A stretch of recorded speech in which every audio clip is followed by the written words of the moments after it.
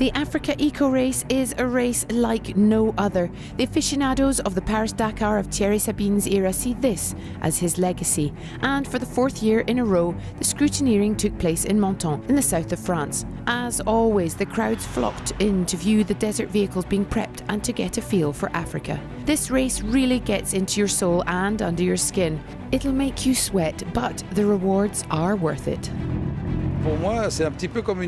I think it's a little bit like detox on all levels, because when we're in Africa, it's never the same as last time. We're always discovering something new. It's a physical detox because we drink lots of water, we have to, we eat well, we can't mess around with what we eat here. It's magical every day. It's adventure and discovery. And even if we know the names of the towns, we don't exactly know the areas where we are driving. For 2 days, the crowds came to admire the vehicles and the racers as they finished off their prep in this little haven by the Mediterranean Sea. The picturesque bivouac is a lovely New Year present from the town of Menton, and allows the public to see this amazing caravan leave on its African adventure. For the 12th edition, the Africa Eco Race has broken all previous records. 34 nationalities, 22% more competitors, and a route that is 70% different to before, most notably in Mauritania, where it will go deep into the country to Tajikia.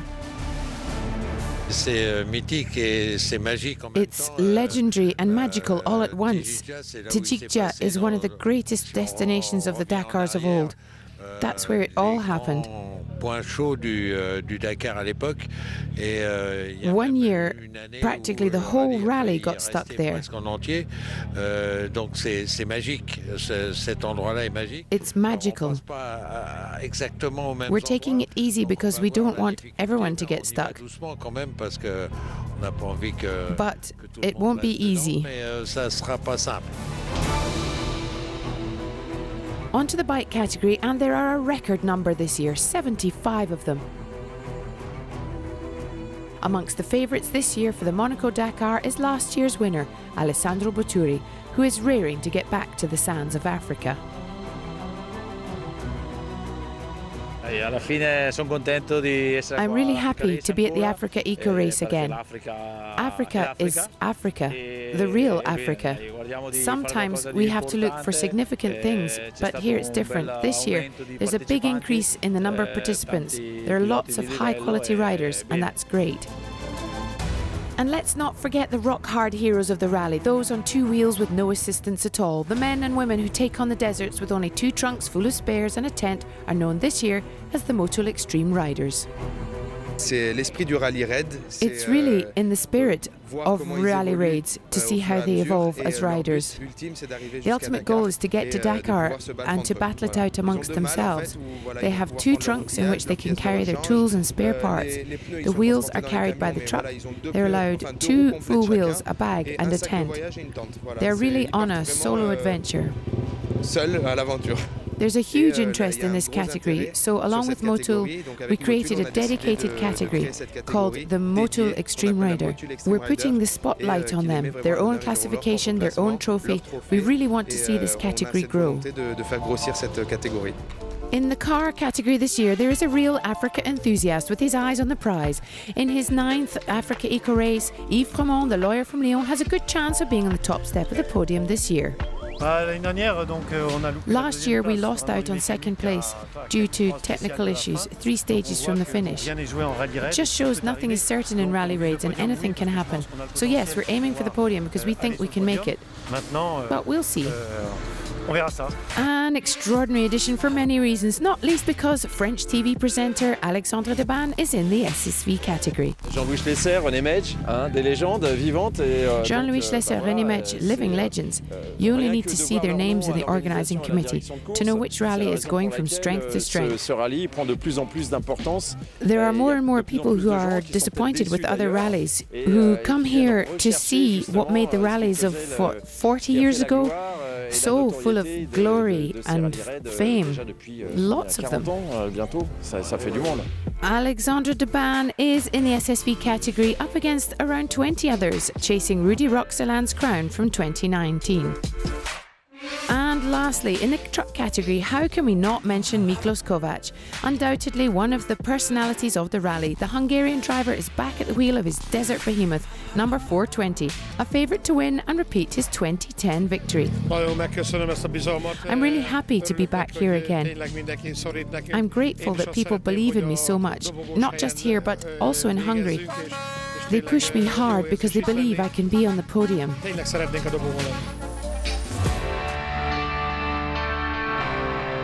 The Monaco-Dakar is above all a sporting adventure, but let's not forget the humanitarian aspect, very close to the heart of the organising team. For the 4th year in a row, they have chosen to work with AMAD, Association Mondiale des Amis de l'Enfance, who work tirelessly for the protection of children. This year, AMAD will be in Tijikja to hand out solar lamps, but before that, His Serene Highness Prince Albert of Monaco presented a cheque for more than €10,000 from the organisation to AMAD, as part of the eco-participation built into this year's competitor fees. As a motorsports mecca, it seems fitting that for the 5th time Monaco hosted the start of the race from Quai Antoine I, but for the first time the race left in the evening. It's an event with values, with real purpose. It has human values, it's environmentally responsible and effective. Real and efficient aid for the children of Africa. I think that's what's important. This year the rally headed a few kilometres down the road for another first. The teams only had to drive to Italy to board the ferry in Savona, all aboard the cruise ship Smeralda. 2 full days and nights on board, leaving for Tangiers in Morocco. No time to waste on the boat, however, straight into the first driver briefing from Jean-Louis Schlesser.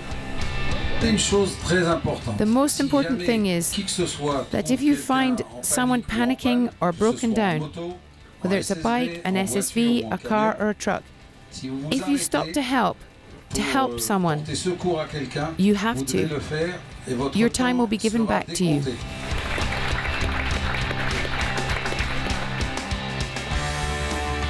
And on the morning of Tuesday the 7th of January, the entire convoy disembarked in Tangiers for the first time in race history.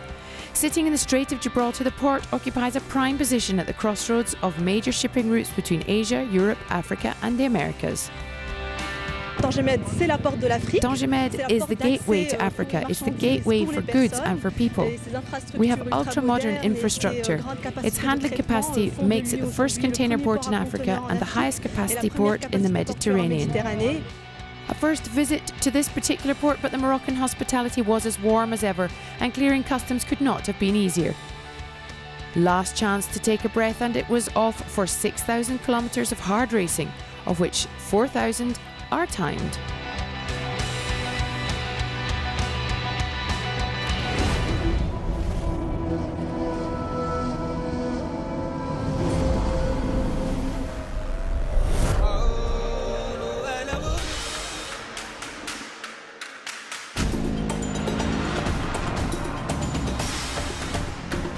On to the race, and on 2 wheels we've never seen so many nationalities.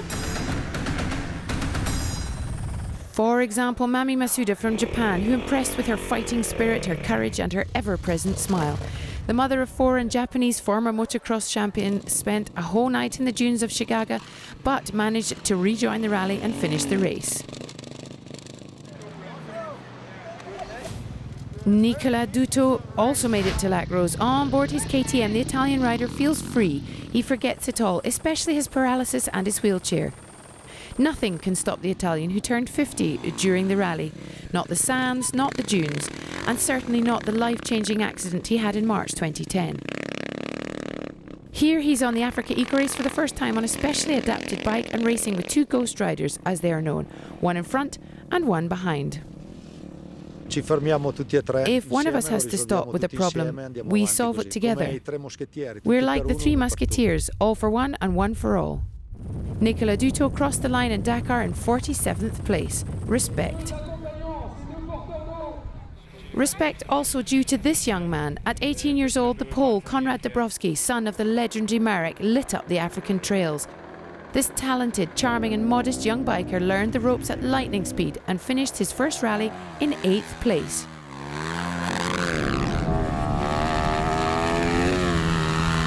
Along with Dabrowski, Paolo Lucci was the revelation of the Africa Eco Race. The Italian won 2 specials, the 7th and the 9th. At 26, his future looks bright, with his strong navigation skills bringing him close to the podium, finishing 4th overall. And onto the podium rode Lyndon Poskett in 3rd place. During the race, the Brit won his first ever stage in a race of this size. In fact, he won 2, the 4th and the 8th. He got stuck in throughout the rally, never once losing his huge grin. For the second year, Paul-Anders Ulevalster finished 2nd. He wasn't even supposed to be racing, but his sponsor knew how to persuade him. If he achieved a podium place, they promised to donate a large sum to the Mercy Ships Association, whose hospital ship was in harbour in Dakar.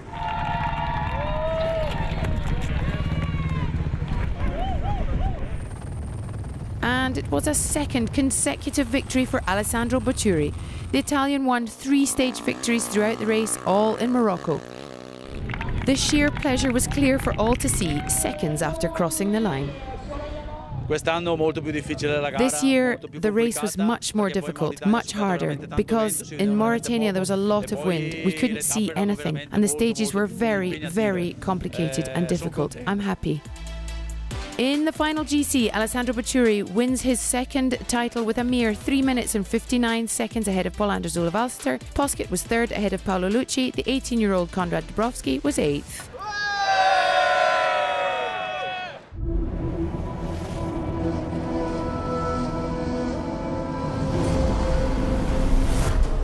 Sticking with 2 wheels and on to those that do the Africa Eco Race the hardest way. Those that go back to basics. Passion sprinkled with pitfalls and pain. The Motul Extreme Riders do the rally under the same conditions as 40 years ago. The goal? To get to Dakar with only 2 trunks. These are the real adventurers. For example, Marc Joanneau, who retired 15 years ago. For the 12th edition of the Africa Eco Race, however, the Frenchman got back in the saddle to get back to Dakar. Sadly, he fell heavily at the beginning of the rally and couldn't continue. So now the plan is to follow the rally a bit, help out the others, have some fun and get to the beach in Dakar some other way. There's always that. It was a tough gig too this year for Julie Vanquin. She also fell in Morocco. Diagnosis, a twisted right ankle. Then another fall during the 6th stage in Mauritania. New diagnosis, left shoulder damage. But Julie dug deep and rolled up the beach in Dakar to finish the dream and come in 52nd. This man's dream also came true. Between technical issues, getting stuck and digging deep within himself, Mamadou Bokoum finished his first Monaco Dakar. The lifelong project has come together and then some. He finished as 3rd Motul Extreme rider. The Senegalese rider was welcomed home to Dakar as a returning hero. Honestly, it's impressive. There's nothing to say. I have no words. Honestly, I have no words. It's made me so, so happy.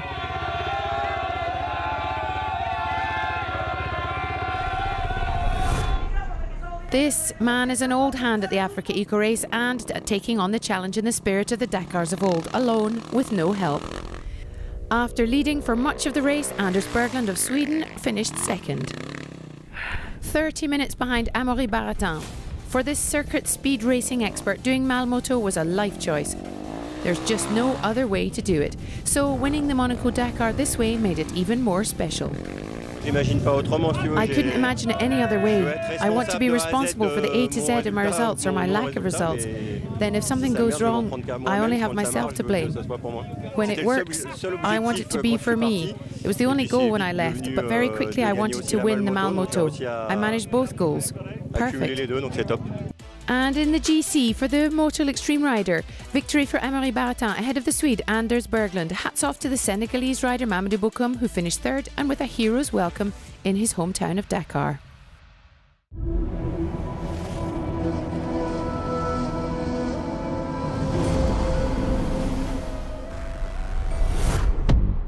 This year, the team wanted to put the SSVs at the heart of the race, so they created a separate category just for them, the SSV Extreme Race. A great decision because for the 12th edition, the SSVs really came into their own. In the category, there were two paraplegic drivers, the Italian Gianluca Tassi and from Belgium, Geoffroy Noël de Burlin. Driven by the desire to see their dreams come true and to never give up, these two men inspired us all. The idea is to never give up. Every time I face a challenge, I try to overcome it. Geoffroy Noël de Burlin added to the dream by winning a stage in the car truck category on stage 8 in Mauritania between Adzedine and Tijikja. The Belgian driver finished the rally in 10th place. Gianluca Tassi ended up 7th and 19th overall in the combined category. He once again showed that determination has no limits. Alexandre Deban spent day 3 at the top of the category leaderboard, but plagued by mechanical issues, he lost any hope of the podium.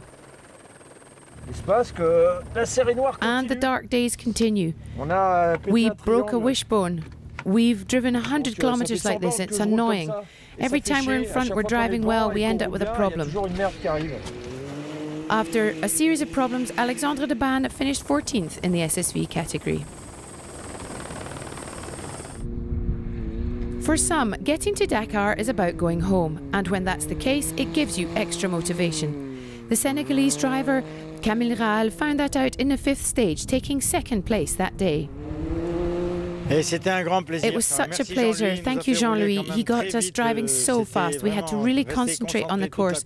Any loss of concentration for 500 kilometers and it would be catastrophic. Honestly, it went well, thanks to my co-pilot who navigated excellently.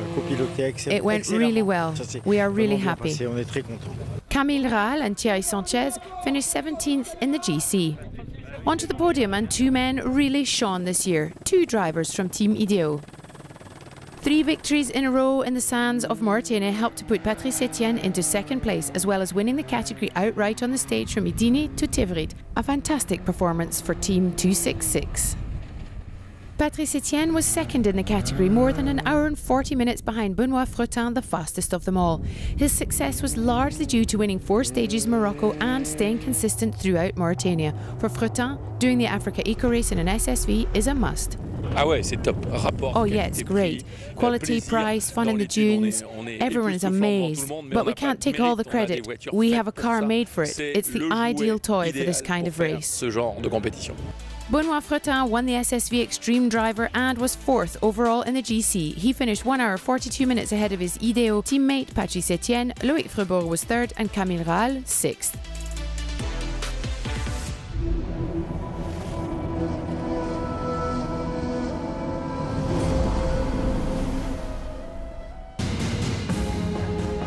From an exhausted, dusty biker simply looking for a camp bed to lie on, to someone else looking for help with a stiff back after a fall, the queue for the medics is always long.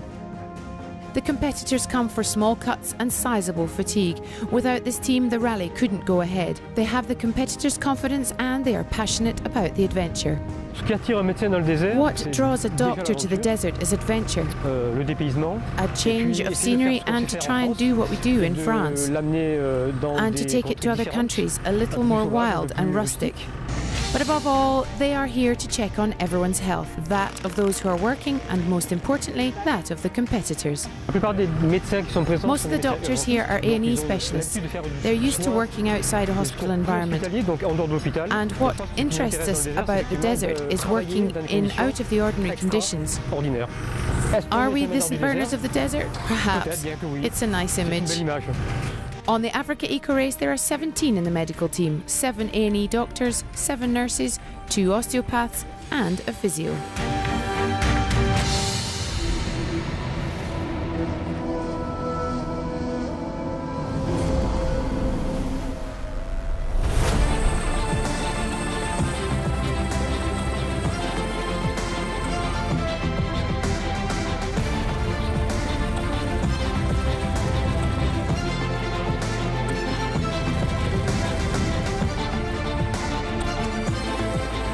As always, it is impossible to be unmoved when the trucks start rolling. Among the beasts, Frank Coqueday's number 426 was in Africa for the first time. I chose the Africa Eco Race because I like the spirit. I've known of Jean-Louis Schlesser for a long time. It's French, it's French-speaking, it's Morocco, they are countries I love. It's not far from France, but at the same time it's a totally different country. It's a rally I like because of the way it's run and those who run it. 2 years of work, thinking through and observation, because I knew nothing about rally raids. It's our first, as I said. It took 2 years. It was about 800 hours of work in our workshops. It's my job. I work with heavy goods vehicles. 800 hours of work. Above all, lots of energy, lots of looking around at what other people were doing.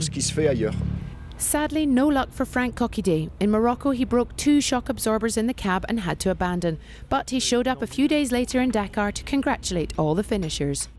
This, too, is the real Africa race spirit. Another novice in the race, this time Miss Poland 2011, Marcelina Zawadzka. The former beauty queen, who was in top 16 in Miss Universe 2012, had her fair share of troubles. Amongst other things, she burnt out her clutch, spending a whole night in the desert. But she kept smiling all the way to Lac Rose.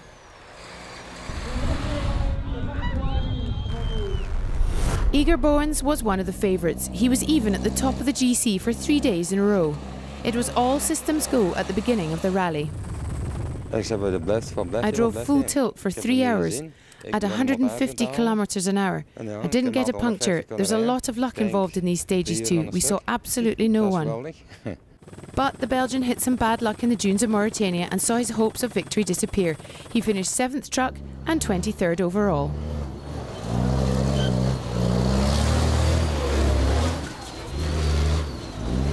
At the sharp end of the race, as always, was Thomas Tomacek in his Tatra.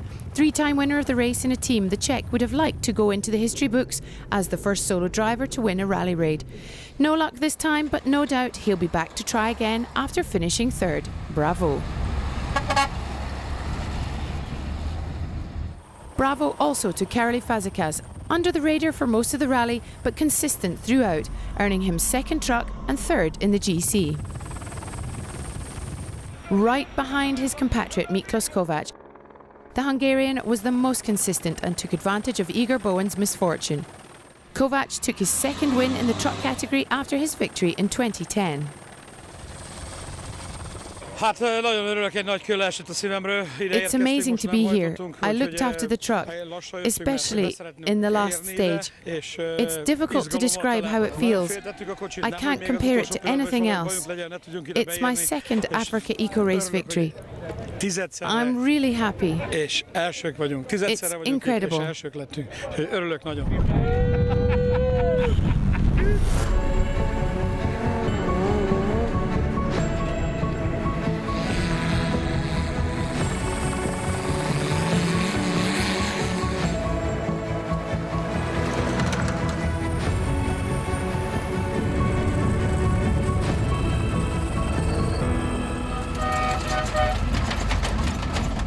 Lastly, onto the cars, and for the 2nd year in a row, Alexei Titov won the T2 category. In the GC, however, he did much better than last year, gaining 5 places to finish 11th.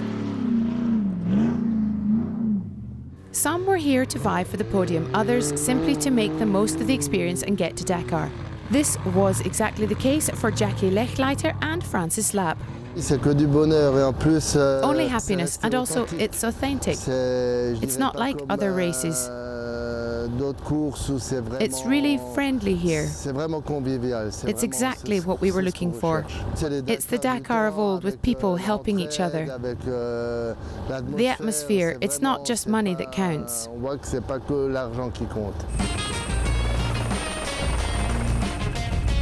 The Africa Eco Race is at heart a great big family, but when you do this with your actual family, with your kids, it adds another dimension entirely.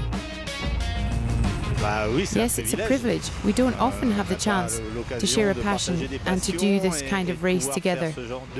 It's a real privilege. It's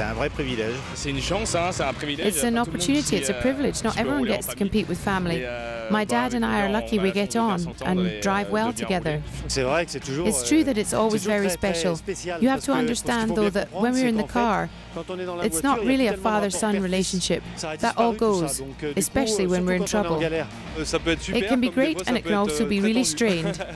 I have a tendency to shout a bit, and he doesn't hesitate to tell me to shut up. It's not always easy, but in the end we always make up, and that's the most important thing.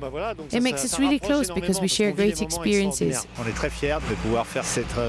It's true that it's a huge privilege because my dad, he has done the Dakar for at least 20 years. And that he puts his confidence in me after only 2 or 3 years makes me very happy. I think he's happy to share this with me, and me too, obviously. The two family teams performed superbly this year. The Fromont father and son duo finished second in the category and 9th in the GC.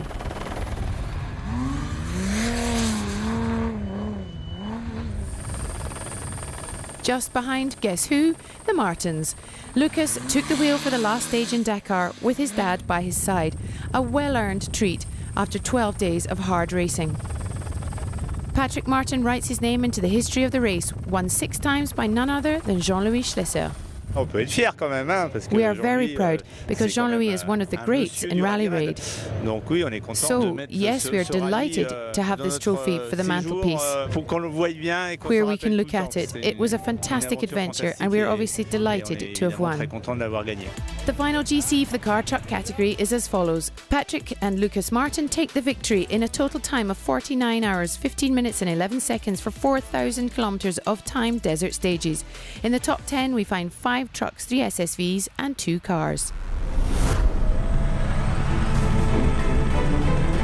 Before we close the book on this year's exceptional human and sporting adventure, here are some of the fortnight's best images.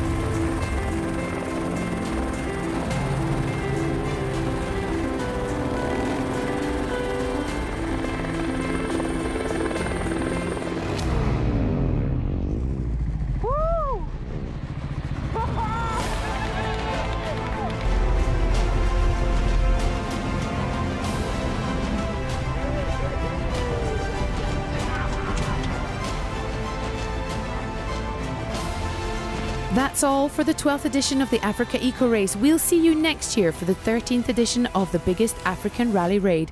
Bye-bye.